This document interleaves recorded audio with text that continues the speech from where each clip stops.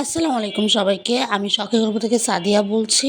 আশা করি আপনারা সবাই ভালো আছেন। তো আমি আজকে আবারও নতুন একটি ভিডিও নিয়ে হাজির হয়ে গেলাম। আমি আজকে কোনো রকম ভাবেই রেসিপির ভিডিও দেখাবো না। আমি আজকে দেখাবো যে আমি আজকে সারাটা দিন কি করলাম, কেমন করে কাটালাম। তো এই তো এখানে সকালের নাস্তার আয়োজন করা হচ্ছে। তো এটা হচ্ছে দুধ রুটি, আমাদের ব্রাহ্মণবাড়িয়ার বিখ্যাত একটি খাবার। এই রুটিটি কিন্তু গরুর মাংস বা মুরগির মাংস বা হাঁসের মাংস দিয়ে খেলে অনেকটাই মজা লাগে। বিশেষ করে গরুর মাংস দিয়ে খেলে কিন্তু অতুলনীয় লাগে। তো এই তো আমার এখানে দুধ রুটি হয়ে গিয়েছে, আমি এখন এটিকে নামিয়ে নিব। তো আমি এখন এই রুটিটি হাঁসের মাংস দিয়ে খেয়ে নিবো। আপনারা চাইলে কিন্তু গরুর মাংস দিয়েও খেতে পারেন। তো এই তো সকালে নাস্তার আয়োজন শেষ, এখন দুপুরে রান্নার কাজ। আমার আম্মু এখানে রান্না করতেছিল, তো আমি একটু ভিডিও করে নিলাম। আমার আম্মু এখানে টমেটোর চাটনি বানাচ্ছিল। প্রথমে পেঁয়াজ কুচি দিয়ে দিল, তারপর টমেটো গুলোকে এরকম করে কেটে দিয়ে দিল, তারপর দিয়ে দিল অল্প পরিমাণের হলুদ গুঁড়া, জিরা গুঁড়া আর ধনিয়া গুঁড়া, আর তারপর দিয়ে দিল পরিমাণ মতো লবণ। তারপর আমরা 5 থেকে 10 মিনিটের জন্য ঢাকনা দিয়ে ঢেকে রেখে দিব। যেহেতু আমাদের নিজের গাছের টমেটো ছিল, তাই খুব একটা ঢাকনা দিয়ে ঢেকে রাখতে হয়নি। তো ঢাকনাটি উঠিয়ে নেওয়ার পর আমরা ভালো করে ভেজে নিয়ে এটিকে নামিয়ে নিব। এই টমেটোর চাটনিটি কিন্তু খেতে অনেকটাই মজার, গরম ভাত দিয়ে খেলে কিন্তু অনেক মজা লাগবে। আপনারা সবাই কিন্তু এটি ট্রাই করতে পারেন। তো এই তো টমেটো চাটনি রান্না হয়ে যাওয়ার পর আমার আম্মু এখানে ইলিশ মাছের মাথা দিয়ে বেগুন দিয়ে আলু দিয়ে তরকারি রান্না করতেছিল। যদিও আমি রান্না করার শেষে এই ক্লিপটি নিয়েছিলাম, তাই খুব একটা দেখাতে পারিনি। তো আমি এখন দেখাবো লাউ শাক দিয়ে শুটকির তরকারি রান্না করা। এই তরকারিটা অনেকেই পছন্দ করেন খেতে, আবার অনেকেই খেতে পছন্দ করেন না। কিন্তু যারা শুটকি খেতে খুব পছন্দ করেন তাদের জন্য কিন্তু এই রেসিপিটা একদম পারফেক্ট।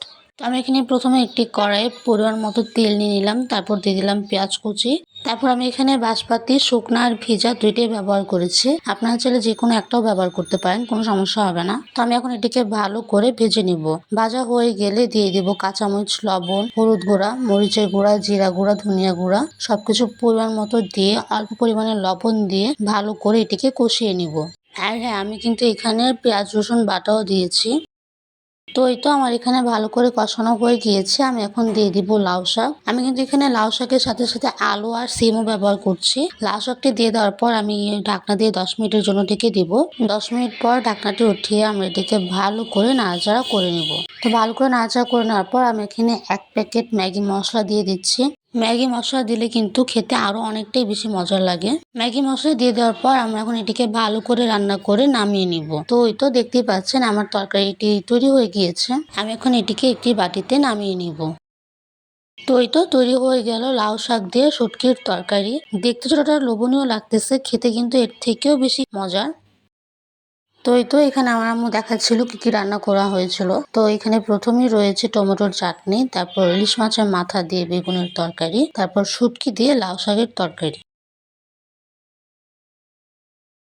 তো এটা হচ্ছে বিকাল 4টার সময় আমি ছাদে গিয়েছিলাম। তো ভাবলাম আপনাদের আমার ছাদ বাগানটা আবারও দেখাই। আমার ছাদ বাগানে অনেক সুন্দর সুন্দর ফুল ফুটেছে। শুধু ফুল বললে ভুল হবে, টমেটো উঠেছে, বেগুনও এসেছে। সবাই কিন্তু অবশ্যই মাশাআল্লাহ বলবেন। তো এই তো এখন আপনারা দেখতে থাকুন আমার ছাদ বাগানটি। আমার গাছে কিন্তু শুধু টমেটো আর বেগুনই না, কাঁচামরিচও এসেছে, আর সাথে রয়েছে সিম। তো এখানে আমার আম্মু সিমগুলো পেড়ে নিচ্ছিল। আমার গাছের সিমগুলো কিন্তু অনেকটাই সুন্দর, মাশাআল্লাহ। তো এই তো আজকের ভিডিওটি এই পর্যন্তই। আশা করি আপনাদের এই ভিডিওটি ভালো লেগেছে। ঠিক এরকম নতুন নতুন ভিডিও পেতে আমার চ্যানেলটি কিন্তু লাইক, শেয়ার, সাবস্ক্রাইব করবেন আর আমার পাশে থাকবেন। আর আপনারা সুস্থ থাকবেন, ভালো থাকবেন। আল্লাহ হাফেজ সবাইকে।